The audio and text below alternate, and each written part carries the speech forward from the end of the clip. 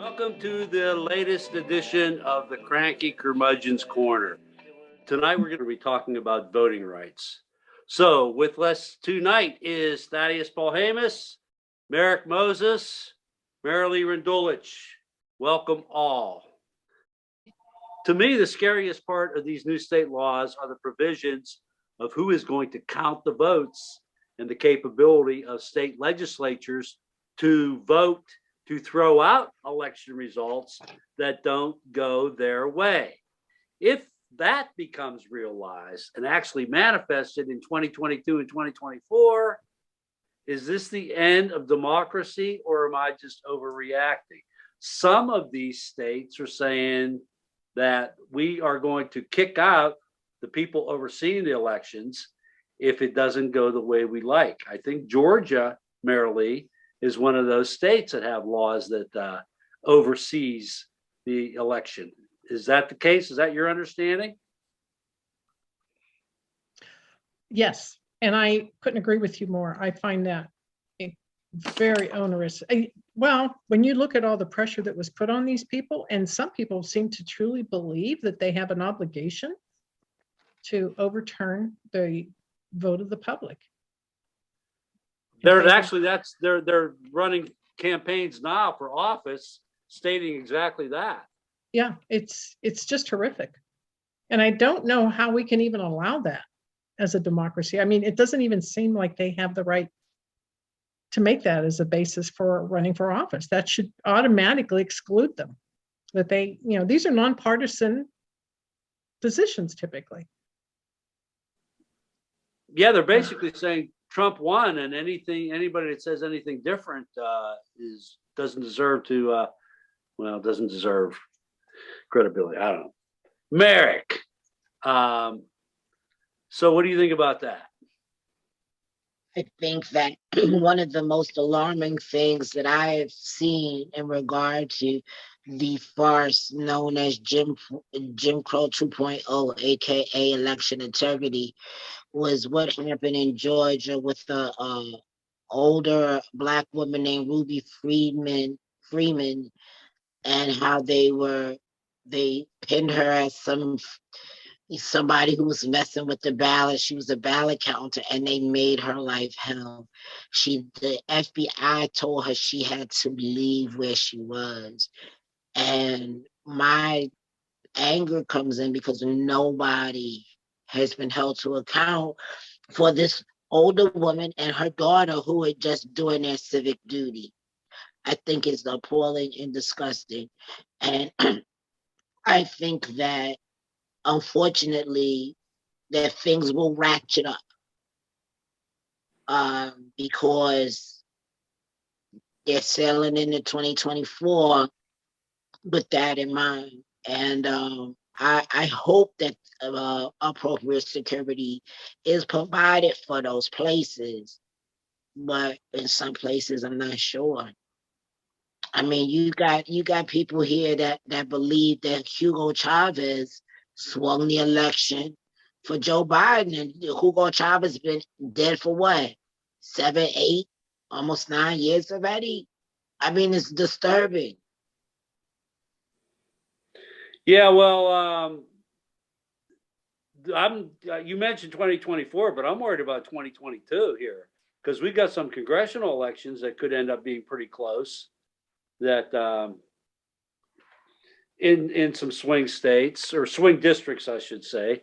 So Thaddeus, is this a concern of yours that they actually will throw out the results that they don't like?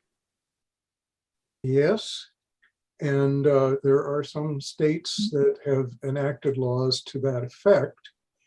And ultimately, way down the road, that's going to be legally untenable, and that even our staunchly Republican high court would be forced to undo those things. Those things that say all Republican Congress can do the vote counting. This would be the Republican state legislatures. Yeah, that would be doing that. Yeah. the doing the vote counting. The problem with that, and I think that in many of these cases, the court is very cavalier about the fact that, oh, well, you know, if we do something that's wrong, eventually it'll be brought to the court and the court will fix it. Unfortunately, the court will not fix it until after that election has been won and lost. And so that's what I'm most afraid of.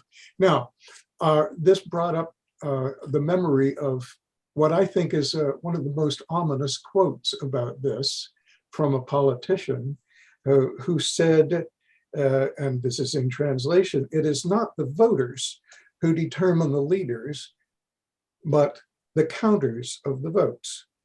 Mhm. Anybody care to hazard a guess who it was that said that? I think that was Hitler, right? Nope, Stalin? nope, getting closer. Okay. Oh, Putin? Putin, Oh, okay. Putin.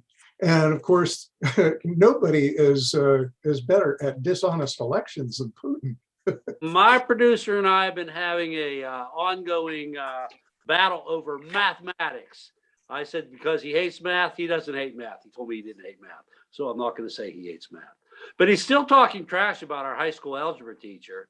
So if you, the viewer, also hates math, that is tough beans because y'all are going to get an algebra lesson. Elections are fundamentally an exercise in mathematics. And all this talk about voter fraud stems from, in my mind, an unwillingness to recognize an essential truth in two-dimensional mathematics. We can illustrate numbers on a single number line, from negative infinity to positive infinity. That number line is one dimension. If we want to go to a second dimension, the famous French philosopher and mathematician René Descartes invented a way to illustrate both dimensions called the Cartesian plane or coordinate graph. Mhm. There are then two number lines on the coordinate graph. The horizontal line is called the x-axis. The vertical line, the y-axis, is perpendicular to the x-axis. Mhm. Every point on the plane has to have two components, two numbers that are called an ordered pair, x, y. Voting in America is also two-dimensional. The first dimension is voter registration. We can count the number of registrations on a single number line. The second component is casting the vote. Two components are required for a legitimately cast vote to count. If a vote is cast that doesn't match up to a registration, there is no ordered pair, and that vote does not count. If someone registers to vote but does not cast a ballot, there is no ordered pair and no legitimate vote to be counted.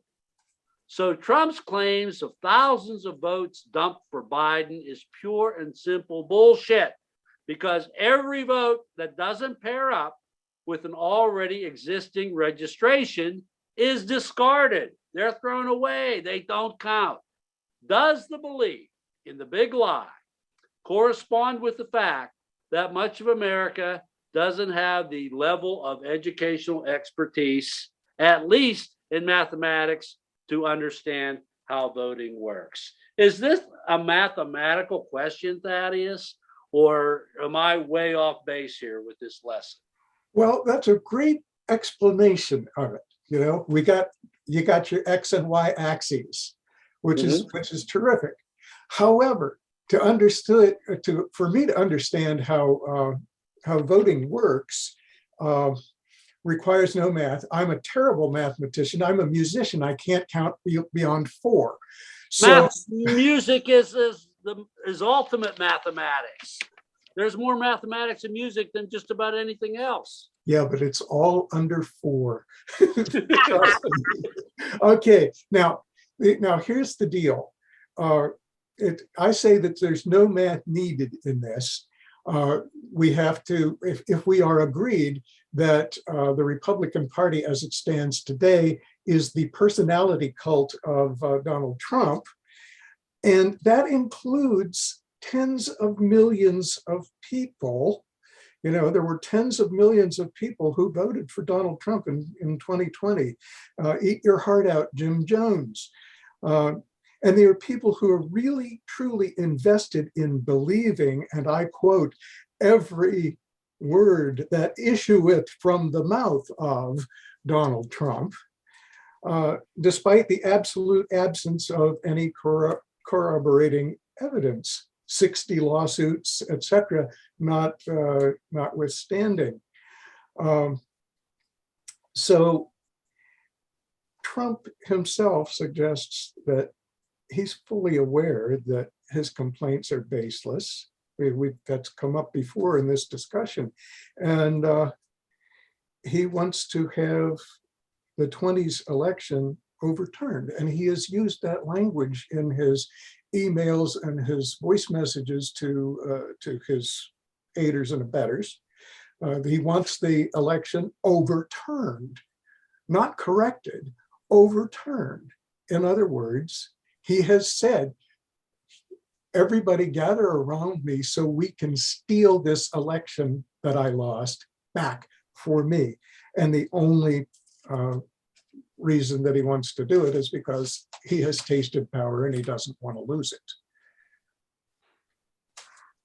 So this has way more to do with cult of personality than a failure to understand two-dimensional mathematics. Really, truly. Okay. All right, Marilee, did I go way overboard with the mathematical model here, or is Thaddeus right that this has way more to do with not adhering to any mathematical concepts as much as we just got to do what Trump says? Oh, I think, I now think Thaddeus is absolutely correct about the Trump voter base. You're obviously correct about math. Not sure if the two do correlate anyway. I'm not sure if you put an XY axis on the Trump voter base and math, you'd come up with the correlation at all. But that being said, there is. I guess what I'm saying is the failure to recognize that the voter registration is the requirement for that vote to be counted, and ignoring that fact by believing that you could dump thousands of votes into a bag or a box, and then those votes would count because you don't have registrations there, just boggles my mind that people would be, could actually believe that. They actually, in California, they believed it before Trump. They believe that, because we've had mail-in balloting for quite some time. You can also go to the polls, and we have polls everywhere. But it is one state that does make it accessible. But by the same token, there is a whole population here of people who believe that they just print them in mass, that there are no serial numbers or QR codes associated with each ballot, which is associated with the registration. And they believe those go to illegal immigrants. I hate to even repeat this on air because it's so embarrassing, but yes, there's a large group of people that have never understood how our elections are run, have never worked an election, and are completely ignorant on the subject matter. He just made it worse. I mean, he takes that group of people who have never bothered to learn or grow and taps into that frailty and expounds on it. It makes it work for him. Okay, Merrick, failure to see the voter registration alignment with the votes cast, is that something that is not, am I making too big a deal of that, failure to understand that? Or is it just like Trump will make them believe anything that he says? What we have to realize is that many people in our country have been primed for the pump for this moment by an exceedingly overwhelmed and poor educational system. And basic critical thinking would end a lot of this madness. But people are not taught logic in school anymore. They don't learn cursive. All of those things that when we were in school, we learned, they are not learning now. And so you have waves of people who are completely and totally ignorant. And they will believe any and anything coming out someone's mouth who they believe aligns with their values. They're not going to check it out. They've got phones like everybody else, but they won't check it out because they have been primed for the pump to embrace authoritarian figures, to embrace because this is also too comes from religious indoctrination. They're taught in church, you don't correct the pastor, you don't question the pastor. So if you're not going to question the pastor, you're not going to question the president. You see what I'm saying? Sure. And yeah, and so I mean, we just got to remember that a lot of our fellow Americans are not the brightest bulbs on the tree, nor are they the sharpest tools in the shed. And what makes it worse is that they are okay with their intellectual malaise. They are okay with it. They really are. I've had students tell me, "You making me think." I said, "Well, that's what school is for." And this is where we are. There are only 2 elected officials in all of America that can win elections after getting less votes than their opponents. This anomaly in the American system has produced arguably the 2 worst administrations in American history. I'm talking Bush Cheney and Trump Pence. Could the next president who loses the popular vote give us something as unimaginable as invading a foreign country based on lies of weapons of mass destruction? Or using lies to send a mob attack to the US Capitol in order to stop the legitimate transfer of power?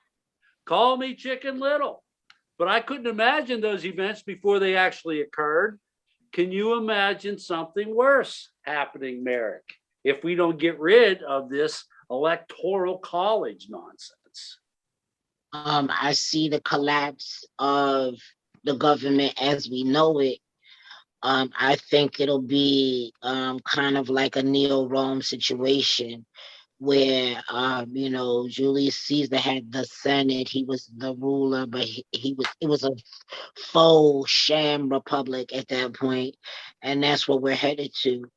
My issue is that it'll be done in plain sight, just like it's doing now. Like you have people committing all types of crimes in plain sight, particularly around this election, and nothing has happened to them. And so that is my concern. It's so insidious, but it's right in front of your face. And many Americans are just consumed with living and surviving on a daily basis. So they don't necessarily have the bandwidth to think of these things, but when they look up, and decide that they will be aware of some things, because there's also a willful unawareness and proud of it type of vibe too that's happening in the country right now. They'll wake up and realize that the America they knew is totally gone, and by that time it'll be too late. I don't want that to be the case. I'm not hoping for that. But if we don't make a course correction, we're headed in that direction. Okay, could that, one of the components of that course correction, could that be eliminating electoral college? We must get rid of the electoral college. It has outlived its usefulness. We no longer need it.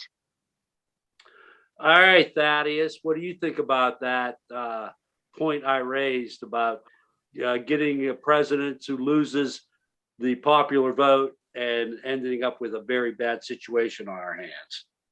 Okay, well, like you, I could not imagine the war in Iraq before it happened. I could not imagine myself actually saying the words President Trump before he was. And that was the beginning of 4 long years of one unimaginable after another, as though he were trying to out evil himself with every successive day.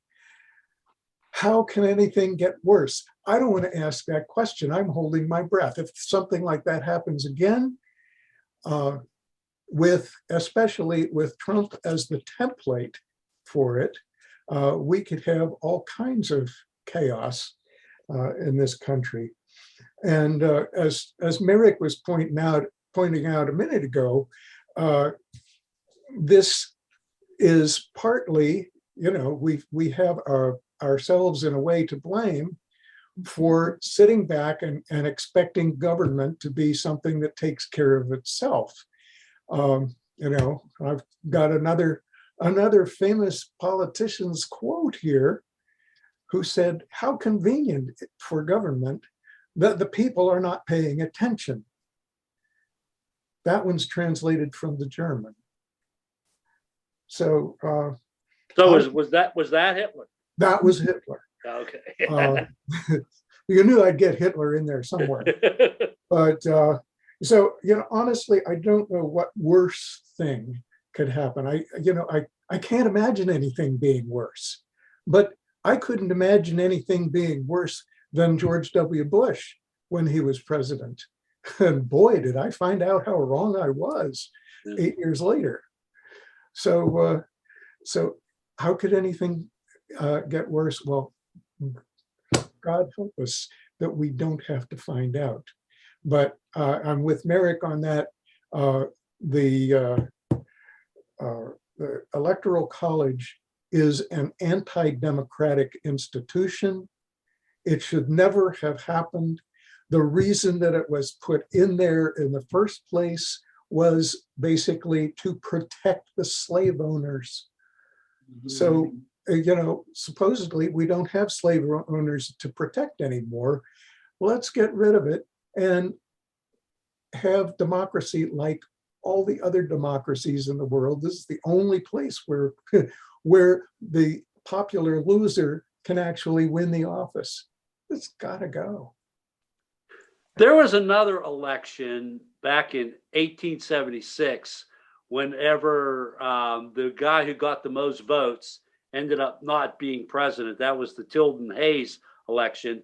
And the horrible thing that happened with that was that Rutherford B. Hayes made a deal with the Southerners saying that we're going to end Reconstruction, which was the birth of Jim Crow. It was the post-Civil War onslaught of oppression against people of color, lynchings, etc.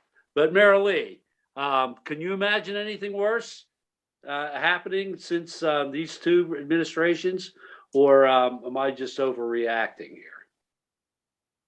I personally agree with you completely on both administrations. When you look back on Bush Cheney and remember that it was Florida that carried him in and how Florida came about, you have to wonder if that wasn't the birthing of the new election integrity that the GOP is hanging its hat on. That was always highly suspicious. And, but moving forward, I think we're already into that phase. I look at the Supreme Court, some of the decisions it's making or its failure to make, what some of these governors are doing in their own states with book banning, children who are questioning their sexuality, delivering this level of cruelty in a school system. I don't know what's going on right now, but I mean, to me, this is just a carryover of the hateful Trump years. And I don't think we're through it. And I still see so many Facebook postings in favor of all this insanity and hate. So on a positive framework, Trump may be glorifying Putin, but I can at least say that the GOP no longer is. And I do think that is a turnaround that is a godsend right now. So do you think that's a changing, a permanently changing direction, or do you think that's just temporary? Oh, I do think I never really understood this Putin thing, as far as the GOP was concerned. And certainly there was a number of them that never aligned themselves with Trump and his glorification of him. But I do think this is here to stay. You cannot have the genocide going on and anybody favoring it. And, I hate to say this, but they're white people. So, the GOP's going to be there. Yeah, whenever Putin, I put that on air, and I'm sorry to say it, but well, no, it's absolutely the fact that when Putin destroyed Aleppo, there wasn't the outrage. No, there wasn't. Yeah, he did it to use the same tactics. Okay, the purging of voting registrations, one dimension in our ordered pair requirement, is gathering steam in Georgia. The Atlanta Journal-Constitution reported that 102,000 registrations were canceled in 2021. The record year in Georgia was 2017, when 534,000 voter registrations were eliminated. In between the years 2019, in 2019, 287,000 registrations were canceled. The same practice is taking place in Florida, North Carolina, and a number of other states, too numerous to mention. And I think what Stacey Abrams has been doing down there is just getting all these people whose registrations were canceled, getting them re-registered. Mm-hmm. Does this practice hurt Republicans and Democrats equally, or do you think one party suffers more than the others when they cancel these voter registrations? Merrick. I think the Democrats suffer more when they cancel those registrations. Why? Because I believe there's correlational evidence to show that, particularly if we look at Texas, if we look at Harris County, from the last information I got, they said that almost half of the ballots have been rejected, or half of the registrations have been rejected. And when people are calling to ask, well, why, they can't give them an answer. And so this is inordinately going to affect young people and people of color, and even some seniors. And they're trying to suppress the vote. But see, this is the problem. So they can only do it for so long before all of them, drop dead and go on to glory. And then what is left is a republic that's not even a republic at all, because of the way they've fixed the election systems. So you think they're targeting Democrats with these cancellations? Oh, absolutely. Like, in fact, in Georgia, I do know that the Black church community was particularly alarmed when they started closing the polls on Sunday, because they would have souls to the polls in churches. Yeah, and so we all know that most of those folks are going to vote Democrat, and here we are. Okay, Marilee, do you think they're targeting Democrats with these cancellations, or do you think it's equally distributed?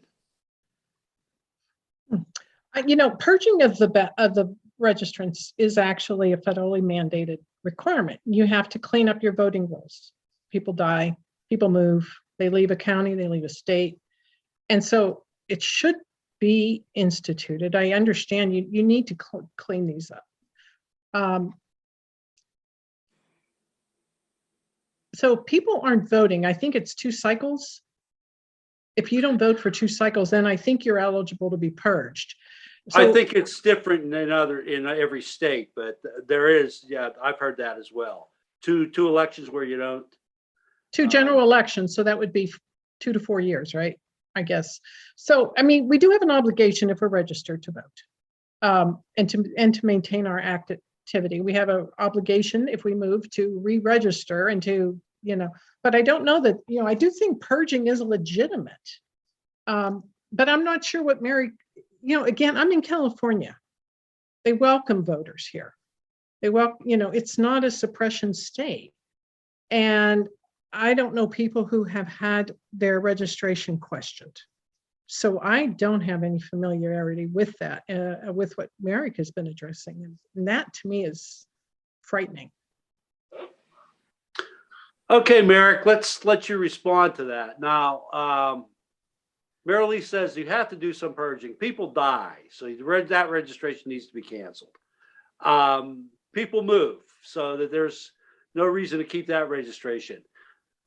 So how do you respond to what she's saying about the need to get these purgings as far as how it is implemented, say in California or in another state, say Georgia? Oh, I don't have a problem with cleaning up the rolls. They always have to be done. What I do have a problem with is rejecting new applications and then people calling and ask, well, why is my application rejected? And nobody can tell them why. So I there's do believe- documentation, there's documented evidence of that occurring then. Yes, in Texas. Mhm. And I also know during a vote purge in Georgia, one of my ex-girlfriends, she got cut from the rolls and they couldn't even tell her why. I mean, she's a vice principal, she was a vice principal at a high school, so it's not like she's not educated. She just happens to be a Black woman in an Atlanta suburb. So the roles do need to be, fixed. But when you start purging people because of the color of their skin or their gender, then that's an issue. And I think particularly in these southern states, I do believe that is the case based on things that I've heard and seen. Okay, Thaddeus, do you think the purging is equitably applied, or as Merrick is pointing out, targeted because of a person's skin color? I suspect the latter. And it's just because I'm a suspicious person, when I see in the figures that you have in your question that in one state in the space of 3 years, they purged nearly 1 million voters. Now, I can't say that all of them are either legitimate or illegitimate. If somebody goes to the polls and finds out too late, are they going to be given a letter saying you've been removed from the poll from registration? I'm not sure. So somebody goes to vote and they say, "Oh, well, you're not on the voter rolls." It's too late for them to do anything about it. And if they have been improperly removed, if they've been improperly purged, Time. Great to really plan out. Sorry about that. Oh, okay. If they have been improperly purged, they, of course, they will have to go to court and have a case tried to get themselves back on the voter rolls. By the time they do this, they have missed an election. They have been, their right to vote has been denied to them. And there's nothing that can be done about it. In recent history, it seems that the people who want to keep others from voting are Republicans who want to keep Democrats or would-be Democratic voters from getting to the polls and getting their votes counted. So I am just plain suspicious about that.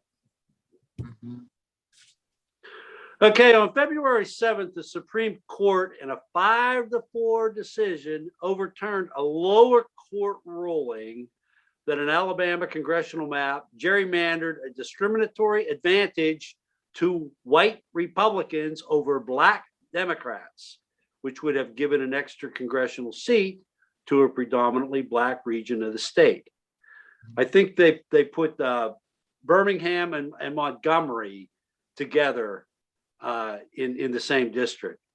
Is the effort to protect voting rights within democratic principles up against this court as currently constructed? Is this conservative majority a big problem for voting rights? Thaddeus? I think so, without further comment. Okay, Merrick, do you think this court is a big problem for voting rights? Absolutely. It was the Roberts Court that gutted Section 5 of the Voting Rights Act. So They're running their playbook. Mayor Lee, what do you think about that? Thaddeus and Merrick believe that the court is up against voting rights. You hold that same opinion? I'm going to remain a little more hopeful on that. You forced me to really read further into this because I didn't understand it all. I do understand in March of the same year, the Supreme Court did not back GOP emergency ruling in two different, one in Pennsylvania and one in North Carolina, I think. Kavanaugh didn't make any sense. It has to do with something about 9 months before an election. Yeah, right. Yeah, right. But it's not that I don't trust them. And I do believe that when Roberts changed the voting rights or didn't back that up, he really didn't think there was a problem. I think it's very clear we have a problem again. And Oh, he thought we were a post-racist society. exactly. You know, and that's nice because we know the Supreme Court lives in an ivory tower. But I don't see them as badly as I see them in some other social arenas as I do with our democratic principles. I am kind of hoping, you know, there's three of them I don't trust, but I think the other ones are able to probably pull through and would favor democratic principles. By the same token, I'm understanding that when it comes, there is no racial gerrymandering. There's only partisan gerrymandering. Correct. So I think that's where some of that voting has come into play, that they're not allowing racial gerrymandering to actually exist in that framework. So it's only by party where they're casting these judgments. So there are a number of Republican candidates caught on tape speaking to supporters, urging them to go to the polls armed. How scared are you that we could see gun violence used against people trying to vote? Mayor Lee, do you think that we need to be worried about guns? Before you answer that, I want to tell you, when I was trained as a poll worker in Allegheny County, they had this little seminar where they showed us, how to go about what to do. And one of the questions I asked was, if someone comes to the polls with a gun, is there anything we can do about it? And the people that were given the presentation said, nah, it's, they're allowed to be armed. They're allowed to carry a gun because it's the Second Amendment and we haven't been able to do anything about it. So that said, what do you think about this possibility of gun violence in the poll? I have to ask you, Pennsylvania's not an open carry state though? No, but I asked the question, what if somebody comes armed? And they said that there's nothing we can do about it. Well, with respect to that, I thought it was quite horrific at this last election because, in fact, I think it was a Philadelphia suburb with a crew of armed people who felt they had an obligation to oversee how the voting was going in certain precincts. That was just, and I recognize that our orange painted master at the time was encouraging that kind of violence and oversight. Yeah, I think violence, we saw what happened on January 6th. I don't think we're safe yet from this kind of crazy mentality that violence can bring about fair play in an election. Merrick, how scared are you that there's going to be gunplay in the election at the polls? Well, living in Baltimore City in the threat of gun violence at every hour, I'm not worried about Baltimore. What I'm concerned about my cousins further down the Mason-Dixon, particularly in places like Georgia, Florida, Texas, Oklahoma, Louisiana to a certain extent, Mississippi, absolutely, and Alabama. Kentucky, I'm not sure about Kentucky, but definitely also in Iowa, North Dakota, South Dakota, and parts of Northern California. because Yeah, don't forget Pennsylvania and Michigan. There's a lot oh, yeah, of guys. Pennsylvania, Michigan, especially Michigan, when they Yeah. ran up in the legislature with guns and a legislator let them in with guns. I am concerned about that because honestly, I know we're not supposed to stereotype, but whenever I hear about, a Mr. Orange supporter, I just assume that they're violent and I walk the other way. And I do that for my own safety as being a black man of many experiences. That being said, these people are really primed. They're really anxious to shoot somebody. They've been amped up to do this, and so they're in this delusional matrix, and they will be armed. They will. I also expect. I might even, honestly, Maryland's not an open carry state, but I wouldn't surprise if somebody showed up in Western Maryland with some rifles at a polling place. I would not be surprised. I wouldn't be surprised if somebody showed up on the Eastern Shore at a polling place with a couple of guns. I wouldn't be surprised about that. I know where I live. Thaddeus, are you concerned about gun violence at the polls?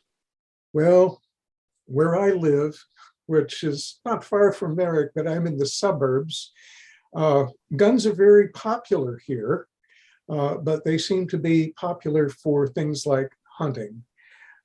So personally, I don't feel threatened about it. But as both of the others have said, there are places where this could be an issue. I am not terribly frightened about it because I think that the people who are going to say, let's go enforce Republican votes are going to be out in great force on election day. But yeah, and that brings me to my afterword here. Okay. And that is, I'm sorry, as much as this has been decried as an idea, for national elections, for presidential elections, our country needs uniform national standards, practices, and regulations. And something like that could include saying you may not be armed at a polling place. Just as the proprietor of a bar can say you can't be armed and come in here, or the proprietor of a store, or the pastor of a church, you can't bring your guns in here. The election board, that is the National Election Board, should be able to say, no, you may not bring your firearms when you come to vote. We need national standards. We can have state standards for state elections, but for the presidential election, we need a set of national standards. That doesn't include the Electoral College. Of course. Okay, Thaddeus, Marilee Merrick, thanks so much. It was a great discussion. And to all you listening out there in digital land, thanks for paying attention to the conversations we like to have here on the Cranky Curmudgeon's Corner. Until next time, bye.